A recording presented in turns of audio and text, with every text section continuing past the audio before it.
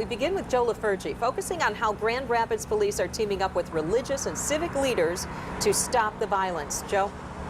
Yeah, good evening. So, there are several ways to show the impact of violence on a community and, of course, on a family. We want to show you one way. A short time ago, Mothers on a Mission, it's a local group, Moms for short, they took to the area of Neyland and Franklin to display their silent message. These are all women who've lost a loved one to street violence. Today, a call went out for everyone to come together. Our hearts are bleeding right now.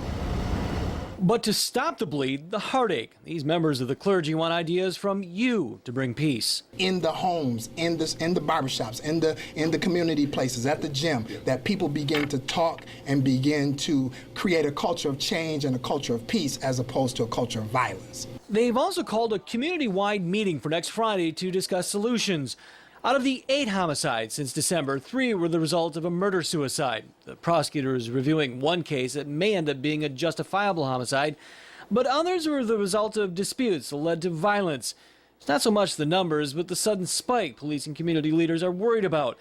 But some question whether a meeting will provide the right message to some of the young people doing the crimes. Stealing, robbing, and killing, that's what they're comfortable with. So if we ain't changing that, then we're not changing anything. These solutions is just mere talk. Taj Gillespie should know. I was a former wealthy street boy, so I was a part of the crime wave that came through the 90s. A wave that left a trail of blood through the southeast side and sent several young men like Gillespie to prison.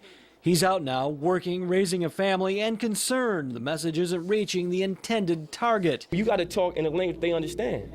I mean, we talk over these children and expect them to understand how we feel as adults, where we had to come to learn. But the pastors say they need people like Gillespie to be part of the solution. What we do today is go home, have the conversations in your circle of influence, bring the children to the meeting, bring them in. No one's locked out.